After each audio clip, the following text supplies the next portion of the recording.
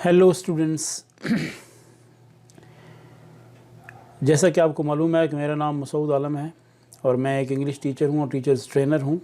और जहाँ तक मेरी क्वालिफ़िकेशन का तल्लक है वो है master of philosophy in English literature और मास्टर ऑफ एजुकेशन। मैंने प्लान ये कर रखा है कि मैं अपने यूट्यूब चैनल के ऊपर स्टूडेंट्स के लिए अपनी वीडियोस बनाऊंगा। और इस वक्त हम जा रहे हैं 10th की बुक, जो हमारी पंजाब टेक्स्ट बुक है 10th की, उसके ऊपर हम जा रहे हैं और उसके ऊपर हमने फ़ोकस किया है। इसके ऊपर पहले मैंने अपनी 2 वीडियोस अपलोड कर दी हैं जो कि ट्रांसलेशन के मुतालिक थी, लेसन नंबर 1 पे। तो अब हम जा रहे हैं इसकी लेसन नंबर 1 की एक्सरसाइज पे। तो देखते हैं कि लेसन नंबर 1 की एक्सरसाइज के अंदर क्या कुछ है। तो स्टूडेंट्स, आपसे मुझे 2 चीज़ों की जो है ना वो ज़रूरत रहेगी। एक तो आपकी eye contact with the cursor, यानी ये जो मेरा कर्सर है टू एंड फ्रो करेगा, इधर उधर आगे ऊपर पीछे जाएगा, आपने उसको फॉलो करना है ताकि जहाँ पे मैं हूँगा उसकी मुकम्मल तफसील आप तक पहुँच पाए। दूसरा, आपने मेरी साउंड को साथ सुनना है। तवज्जो 2 जगह पे होगी, आपका आई कांटेक्ट और आपकी लिसनिंग जो आपकी एबिलिटी है। इन दोनों को आप जब फोकस करेंगे तो आपको इसकी बखूबी समझ आ जाएगी कि हम किस तरीके से या किस तरफ जा रहे हैं। जी डियर स्टूडेंट्स, तो चलते हैं हम अपने एक्सरसाइज की तरफ। पहला पॉइंट यहाँ पे हमारे पास जो है वो है vocabulary. Give the meanings of each word as used in the lesson. सबक के अंदर जो भी लफ्ज़ दिया गया है उसका मानी दीजिए। तो मानी यहाँ पे जो आपके सिलेबस के अंदर हमारे पास आएगा, ये 5 नंबर का जो एक क्वेश्चन होता है, यानी 19 जो मार्क्स का ऑब्जेक्टिव टाइप है, उसमें 5 नंबर आपके यहाँ पे आ जाते हैं मीनिंग्स के। तो सवाल किस किस्म का आता है कि पहले ऊपर एक वर्ड दिया हुआ होता है और नीचे उसके 3 या 4 मीनिंग्स होते हैं ABCD के हिसाब से। तो आपने उसको इंग्लिश में, उर्दू का इसका वर्ड का मीनिंग नहीं आता है, लिहाजा इंग्लिश का आपको इसके वर्ड लेने पड़ेंगे और इसको हम एक सिनोनिम की तरफ भी ले जा सकते हैं, यानी एक मुतरादिफ वर्ड, लेकिन वो इंग्लिश में होगा। तो मैं आपको उर्दू का मानी भी बताऊंगा और आपको इंग्लिश का इसका एक मीनिंग देने की भी कोशिश करूंगा। तो आपने इसको आराम से समझना है। आप अपनी नोटबुक निकाल लीजिए, पेन अपने हाथ में रख लीजिए, आप इसको नोट भी कर सकते हैं। वीडियो जहाँ पे आपको समझे कि मैं तेज़ बोल रहा हूँ, आप वीडियो को रोक लें, वीडियो को रोक के रिवाइंड कर सकते हैं, आगे कर सकते हैं, पीछे कर सकते हैं, आपको इसमें आसानी होगी। तो YouTube पे आने का ये सबसे एक बड़ा फ़ायदा होता है कि आप वीडियो को अपनी वहाँ से डाउनलोड करके आप इसको बार बार देख भी सकते हैं, जैसा आप समझें आपके लिए आसानी होगी। मॉडल मीन नमूना। अब जो मॉडल बेसिकली इस सबक में किस तरह आया है कि नबी पाक सल्लल्लाहु अलैहि वसल्लम की ज़िंदगी हमारे लिए एक मॉडल के तौर पे है। तो मॉडल को हम एग्जाम्पलरी भी कह सकते हैं, एग्जाम्पलरी नमूने के तौर पे। पाइटी, जेंटलनेस, तकवा, इटर्नल, एवरलास्टिंग, अबदी, हमेशा रहने वाला। अर्नड मीन जिसने कोई काम करके कोई चीज़ कमाई हो। वैसे इसका लफ्ज़ी माना ये बनता है कि अर्न का माना है कि आप कोई काम करके किसी चीज़ को कमाते हैं, तो इसको हम कहते हैं कि ये अर्नड है। यानी you get something by working on something as a reward, it means this is an earning. अब इस सबक के अंदर क्या आया कि नबी पाक सल्लल्लाहु अलैहि वसल्लम earned a good name, earned a good reputation as a trustworthy and a fair person. तो उन्होंने अपना एक अपने किरदार से अपना नाम कमाया, earned। आगे हमारे पास है सरमन, खुतबा, एड्रेस कह सकते हैं आप। रिवेंज, बदला, यानी if a person just hurts someone and he just punishes him in the same way, it is called as a revenge. बदला इसको कहते हैं। commandments mean orders, हुक्म, अहकाम। upheld, to raise, to upheld, to to have a grip on it, to raise on a certain stage, mean इसको थामे रखना, कायम रखना. Destitute, needy, ज़रूरतमंद, मोहताज. Proclaimed, announced, ऐलान किया. Transcends, mean पार कर जाना, आगे बढ़ जाना. टू सुपरसीड भी आप इसको कह सकते हैं. आप इसको यूं भी कर सकते हैं कि क्रॉस द लिमिट्स, इसको यूं भी ले सकते हैं. यानी अगर उन चार ट्रांसेंडेंस के अंदर, चार मायने के अंदर आप आ जाए तो आप उसको डेफिनेटली जो लिमिटलेस कह सकते हैं या बियॉन्ड लिमिट्स कह सकते हैं, तो वो अगर ऑप्शन होगा तो आप उसके ऊपर आ सकते हैं कि उसको टिक कर सकते हैं. नीचे आप आ जाइए तो यहाँ पे choose the appropriate synonym of the following words. Appropriate का मतलब होता है सूटेबल, मीन मुनासिब. सिनोनिम का मतलब होता है हम मानी लफ्ज़, एक मुतरादिफ लफ्ज़ जिसके मानी एक जैसे हों. अच्छा, अब स्टूडेंट्स ज़रा देखिए कि यहाँ पे जो लफ्ज़ इक्विटेबल है, इसके 3 माने दिए गए हैं. आपको किसी एक के ऊपर टिक करना होगी, और जो नहीं, जो रह जाएंगे उनको क्रॉस नहीं करना, सिर्फ एक पे टिक करनी है. और साथ आपने उनके बबल भी भरने हैं, उनकी अलग शीट आपके सामने होगी. अच्छा, अब इक्विटेबल का मतलब होता है अनबाइस्ड और फेवर से हटके, यानी किसी की फेवर ना करना को हम इसको कह सकते हैं कि फेयर है बंदा. इक्विटेबल को आप जस्ट नहीं लेंगे और इक्वल भी नहीं लेंगे, इसको आप फेयर लेंगे. यानी ऐसा बंदा जो किसी की तरफदारी ना करे, इक्विटेबल. एंसेस्टर का मतलब होता है आबा व अजदाद. अच्छा, एंटीसीडेंट का मतलब होता है बाद में आने वाला. प्रीडिसेसर का मतलब होता है पहले आने वाला. और फोर फादर का मतलब होगा आबा व अजदाद, यानी जो हमारे दादा परदादा पहले गुजर चुके हैं, इनको हम एंसेस्टर के साथ हम मिलाएंगे. तो चलते हैं हम अपने नेक्स्ट पेज पे. नेक्स्ट पेज पे देखते हैं कि इसके कुछ चीज़ें अभी रहती हैं इस सवाल की. तो ये है फॉय. फॉय का मतलब होता है एनिमी, रिलेटिव मैंने रिश्तेदार, फ्रेंड दोस्त, और फॉय एनिमी यानी दुश्मन. फर्म, पुख्ता. अब ये जो फर्म है इसका मतलब है कि किसी इरादे में पुख्ता होना. एब्स्ट्रैक्ट डाउन की तरफ अगर आप इसको लेके जाएंगे, यानी ये फिजिकली अगर बंदा मजबूत होगा, पुख्ता होगा, तो वो तो फिर पावरफुल में चला जाएगा. लेकिन जो फर्म है ये बेसिकली एब्स्ट्रैक्ट नाउन की तरफ इशारा करता है.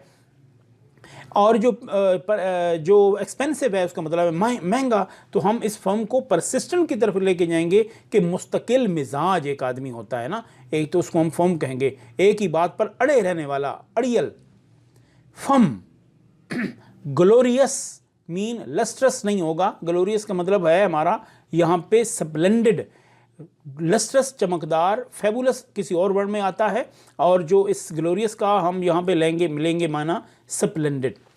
अच्छा, अब नीचे हमारे पास जो सी पॉइंट है इसमें है कि give meanings of the following phrases, phrasal verbs and use these phrasal verbs in sentences. अच्छा तलबा, ये बता दीजिए कि ये जो फ्रेजल वर्ब्स हैं ये क्या चीज़ हैं. वर्ब के साथ अगर आप प्रेपोजिशन का इजाफा कर दें और वो इजाफा करने से अगर उसके माने के अंदर तब्दीली आ जाए तो हम इसको कहेंगे कि ये एक फ्रेजल वर्ब है. अच्छा, अब देखिए गिल्टी के साथ आप लग गया, गिल्टी ऑफ. अब ये उसने कहा क्या है, give meaning of the following phrasal verbs and use them in phrasal verbs in the sentences. और इनको आपने सेंटेंस के अंदर यूज़ करना है. Guilty of belong to, guilty of यानी a crash women was found guilty of stealing. ये फिक्रा है, आप इसको नोट कर सकते हैं. He belongs to a noble family. Exchange for, the person was released exchange for the other person. के बदले में, in accordance with, he was, और कह सकते हैं this case was decided in accordance with the Jewish law, यानी यहूदी कानून में से फैसला किया गया.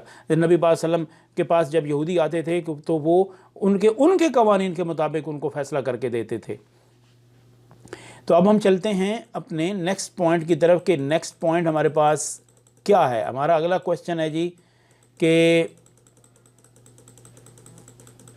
जी अब हम आते हैं कि आंसर द फॉलोइंग क्वेश्चंस. ये हमारे पास स्टूडेंट्स 6 सवाल हैं. अच्छा, अब एक बात आपको ये बतानी है कि जो क्वेश्चन आंसर हैं इसका एक सर्टेन रूल है जवाब देने का. बहुत से जो स्टूडेंट्स हैं वो इसका जवाब सही तौर पे एक काम तो ये होता है कि उधर से सवाल पढ़ा, नीचे से जवाब पढ़ा और रट लिया. ये तरीका नहीं है इस सवाल को याद करने का। ये याद नहीं किया जाता, इसको कंस्ट्रक्ट किया जाता है। अज़ीज़ तलबा, मेरा आपसे ये कहने का मकसद ये है कि सवाल का जवाब देने के लिए 2-3 बातों का ख्याल रखना होता है। नंबर 1, आपने सबसे पहले ये देखना है, ये मेरे कर्सर की तरफ जाइए, कि सवाल के अंदर कौन सा टेंस यूज़ हुआ है। अब देखिए यहाँ अंदर इसके अंदर पहले सवाल के अंदर यूज़ हुआ है कि how can people achieve perfection in the moral, spiritual and social areas of life. तो लोग कैसे कर सकते हैं, तो आपका जवाब भी कर सकते हैं में जाना चाहिए, कैन में ही जाना चाहिए। तो इसको किस तरह लेके जाएंगे। और एक दूसरी बात ये भी याद रखिए कि सवाल आधा जवाब होता है। सवाल के अल्फाज को यूज़ करके आगे 2-4 वर्ड्स और इस करके आप जवाब बना सकते हैं। आपको सवाल का जवाब बनाना आना चाहिए, ना कि सवाल का जवाब याद आपको करना है। देखिए कैसे हम इसको कंस्ट्रक्ट करते हैं। देखिए यहाँ से कैन को मैं उठाता हूँ और पीपल के बाद लेके यहाँ पे आता हूँ। तो people can achieve perfection in the moral, spiritual and social areas of life by following the noble example set by the holy prophet सल्लम, या आप कह सकते हैं by following the life of prophet Muhammad सल्लल्लाहु अलैहि वसल्लम। तो एक चीज़ ये आ गई। दूसरी नंबर पे आ गया कि हाउ डिड रसूल पाक सल्लम set high and noble ideals for all mankind. अब यहाँ पे देखिए, यहाँ पे पास्ट इंडेफिनिट टेंस है, डिड लगा हुआ है। यहाँ पे मेरे कर्सर को गौर से देखें तो मैं डिड के ऊपर इसको क्रॉस में घुमा रहा हूँ यहाँ पे। तो इसका मतलब है कि आपका जवाब जब जाएगा तो वो पास्ट इंडेफिनिट में ही जाएगा। अगर आपका जवाब किसी और टेंस में गया, चाहे आपने सारे लफ्ज़ ठीक इस्तेमाल किए हों, आपको नंबर नहीं मिलेंगे, आपका पूरा फ़िक्रा गलत हो जाएगा। तो आपने इसका जवाब इसी टेंस के अंदर देना है। तो मैं लेके चलता हूँ आपको अपनी नेक्स्ट यहाँ पे। ये देखिए, पहला सवाल था कि people can achieve perfection in moral, spiritual and social areas of life by following the sayings of हज़रत मोहम्मद सल्लल्लाहु अलैहि वसल्लम, या आप कह सकते हैं by following the life of हज़रत मोहम्मद सल्लल्लाहु अलैहि वसल्लम। तो दूसरा सवाल का जवाब है कि द होली प्रॉफिट सल्लल्लाहु अलैहि वसल्लम set high and noble ideals. अब ये देखिए, ये सारा जो है ये पूरा क्वेश्चन के अंदर से मैंने लिया है। अब by practising the noble deeds in his life, तो ये अगला जो है ये उसका जवाब बनता, जवाब के साथ अटैच कर दिया तो जवाब आ गया। अब आप अगर सवाल की तरफ दोबारा मैं आपको लेके जाऊं तो यहाँ पे डिड लगा हुआ है। इसका मतलब है कि हमने यहाँ पे जो वर्ब है वो सेट है, तो सेट की सेकंड फॉर्म भी सेट ही होती है, लिहाजा हम यहाँ पे इसको सेट ही रहने देंगे। ये देखिए, मैंने इसको सेट ही रहने दिया। अब नंबर सवाल का जो जवाब तीसरा है वो है कि how were people of Mecca convinced. Convince का मतलब होता है कायल हो जाना। यहाँ पे है वर, रसूल पाक सल्लल्लाहु अलैहि वसल्लम के जस्टिस नबूवत से पहले भी वो कैसे कायल थे। तो आइए चलते हैं इसके जवाब की तरफ कि the people of Mecca were convinced of the रसूल पाक सल्लल्लाहु अलैहि वसल्लम। यहाँ तक आपका वही सवाल है जो आपका यानी कि जवाब है, जो जवाब के अंदर जो मैंने पूरा हिस्सा ये हिस्सा मैंने सवाल के अंदर से लिया है। इवन बिफोर नबूवत, बल्कि यहाँ तक ये हिस्सा आपका सवाल के अंदर से आ गया, because of his truthfulness and fair dealing. ये 2-3 वर्ड्स यूज़ किए हैं और उसी सवाल को मैंने इस्तेमाल कर दिया। तो देखिए स्टूडेंट्स, किस तरीके से हम सवाल को जवाब बनाने के लिए इस्तेमाल करते हैं। ये एक टेक्निक है जो आपने सीखनी है। अब आपके पास क्वेश्चन नंबर 4 है कि what standard of justice did रसूल पाक सल्लल्लाहु अलैहि वसल्लम practise as the head of state of Medina. तो अब आइए ज़रा इसके जवाब की तरफ। हज़रत मोहम्मद सल्लल्लाहु अलैहि वसल्लम set standards like equality and justice. ये 3 वर्ड्स हैं जो हमने यहाँ पे यूज़ कर दिए और सेट वही वर्ड है जो हमने इसको सेकंड फॉर्म में इसको इसी तरीके से रहने दिया। तो चलते हैं जी नंबर 5 पे कि what made the non Muslim bring their suits to the रसूल सल्लम। वो कौन सी चीज़ थी जो कि गैर मुस्लिमों को भी मजबूर करती थी कि वो रसूल पाक सल्लल्लाहु अलैहि वसल्लम के पास अपने मुकदमात का फैसले के लिए आते जी। तो आइए चलते हैं इसका जवाब हमने कैसे बनाया कि हज़रत मोहम्मद सल्लल्लाहु अलैहि वसल्लम set standard people of Mecca ब्राट, bring की जगह पे हम ये आइए ज़रा देखिए, यहाँ पे मेड लगा हुआ है ना, ये मेक की सेकंड फॉर्म है। इट मीन्स कि ये पास्ट इंडेफिनिट है। तो हम जब इसको जवाब में बनाएंगे तो ये ब्रिंग को ब्राट के अंदर चेंज कर देंगे जी। आइए ज़रा, the people of Mecca brought their suits to the रसूल थ्रू द होली प्रॉफिट सल्लल्लाहु अलैहि वसल्लम because they knew that he was fair and trustworthy. यहाँ पे ही का एच मैंने बड़ा डाला क्योंकि ये हमारे पाक पैगंबर हज़रत मोहम्मद सल्लल्लाहु अलैहि वसल्लम का के नाम को के साथ आ रहा है, यानी उनको रिप्रेजेंट कर रहा है, लिहाजा हम इसको एच बड़ा रखेंगे जी। नेक्स्ट हमारे पास है how does the Holi Quran. अब यहाँ पे पास्ट डेफिनेट, यहाँ पे प्रेजेंट डेफिनेट, तो जवाब भी आपका प्रेजेंट डेफिनेट में जाना है। How does the Holi Quran describe the personality of रसूल वसल्लम की ज़िंदगी को कुरान करीम कैसे बयान करता है। तो इसको हम इसका जवाब अपने सबक के अंदर से ही ले सकते हैं कि जो सबक के अंदर आखिर में यूज़ हुआ है, ताकि मैं आपको इसमें बता दूं कि कैसे आपने उसको कंस्ट्रक्ट करके आगे लेके जाना है। आइए स्टूडेंट्स, मैं आपको आपके उस क्वेश्चन की देखिए। The Holi Quran clearly mention this aspects of life. यहाँ पे आप क्या करेंगे, the Holi Quran mentions this his mentions this aspects of life indeed in the Rasul of Allah you have a good example to follow for him who hopes for the meeting with Allah and the last day and the remembers Allah as much। तो students आप इसको, ये जो part है आप इसको use कर सकते हैं अपने जवाब में। तो इस तरीके से आप देखिए कि आपने किस तरीके से ये अपने एक सवालों के जवाब आपने देने हैं। ये बहुत अहम है, इसके 10 नंबर होते हैं आपके पेपर के अंदर, और आप इस तरीके से इसका जवाब बनाएंगे। और आपको मैंने जैसे जैसे स्लाइड दिया, आप इसको वीडियो को रोक के इसको आप नोट डाउन भी कर सकते हैं। तो स्टूडेंट्स आइए चलते हैं कंक्रीट नाउन और एब्स्ट्रैक्ट नाउन की तरफ। कंक्रीट नाउन स्टूडेंट्स ये ऐसा नाउन है जिसको आप यूं अपने नज़र के सामने देख भी सकते हैं और आप उसको छू भी सकते हैं। आप उसको देखते हैं, वो एक जगह ये नाउन है, ये जगह भी घेरता है इसको आप देख भी सकते हैं, इसको टच भी कर सकते हैं। लेकिन जो एब्स्ट्रैक्ट नाउन है वो इसके कंट्रास्ट पे है कि आप उसको देख भी नहीं सकते, उसको टच भी नहीं कर सकते, सिर्फ फील कर सकते हैं। अब ज़रा देखिए यहाँ पे वो कहता है कि इसकी एग्जांपल क्या है, the revenge of the father can not be taken on is son. यहाँ पे फादर जो है और सन ये दोनों कंक्रीट नाउन है, क्योंकि बाप को भी बंदा देखता है और सन को भी देखता है। तो अंडरलाइन वर्ड्स आर कंक्रीट और मटेरियल नाउन्स। ये कंक्रीट और मटेरियल नाउन एक ही होते हैं। कुछ थोड़ा सा डिफरेंस है, जब मटेरियल नाउन की तरफ आता है तो वो थोड़ा सा इसमें डिफरेंस आ जाता है, as they refer to the concrete things, क्योंकि ये ठोस चीज़ों को, जैसे मेज़ है, कुर्सी है, दरवाज़ा है, बिल्डिंग्स हैं, जो भी चीज़ें में नज़र आती हैं कंक्रीट नाउन में आ जाती हैं। एब्स्ट्रैक्ट नाउन में ये है कि ही decided these there case with equity and justice. उन्होंने अपने केस का मुकदमात बड़े गैर जानबदार होके, फेयर होके और जस्टिस के साथ फरमाते थे। तो अब आप यहाँ पे देखिए इक्विटी यानी गैर जानबदारी। अब गैर जानबदारी को बंदा तो नहीं दे सकता, यूँ कर सकता है या बंदा, इस देखिए ना एब्स्ट्रैक्ट नाउन क्या होता है कि मैंने सच्चाई देखी। कभी किसी ने कहा कि मैंने सच्चाई देखी या मैंने झूठ देखा, किसी ने नहीं देखा। हाँ, झूठे को देखा जा सकता है और सच्चे को देखा जा सकता है, लेकिन झूठ को नहीं देख सकते, ईमानदारी को नहीं देख सकते। ठीक है जी, तो इसलिए इनको हम एब्स्ट्रैक्ट नाउन कहते हैं। तो आइए ज़रा चलते हैं हम अपने इस एग्जाम्पल की तरफ कि आगे उसने हमें क्या कहा है। वो कहता है कि identify whether each underline word is a concrete और एब्स्ट्रैक्ट नाउन।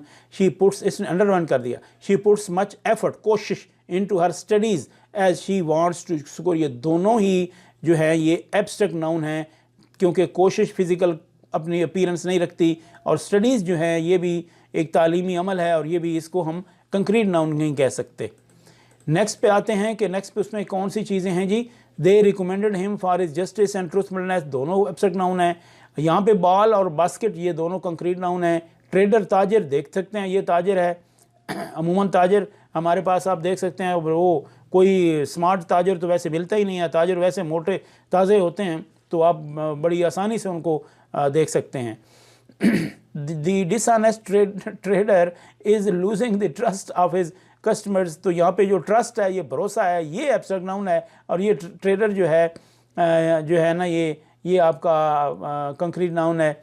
तो he did not take good care of his pet, pet पालतू। अब जो पेट है ये बेसिकली कंक्रीट नाउन है, क्योंकि पालतू जानवर, और केयर ख्याल रखना, ये गुड केयर ऑफ हिज पेट। तो यहाँ ये आपका एब्स्ट्रैक्ट नाउन में चला जाएगा जी। स्टूडेंट्स अब हमारे पास जो यहाँ पे उसने दो चीज़ें बताई हैं कि एक है आपके पास इनडेफिनिट आर्टिकल और एक है डेफिनेट आर्टिकल। इनडेफिनिट आर्टिकल क्या होते हैं, जिनकी आपकी ख़ास यानी कि आप इसको इनकी जो एक तादाद है उसको ये नहीं शो हो रही होती है, फ़िक्स तादाद, इसलिए इनको इनडेफिनिट कहते हैं, यानी गैर यकीनी चीज़ हो जाती है।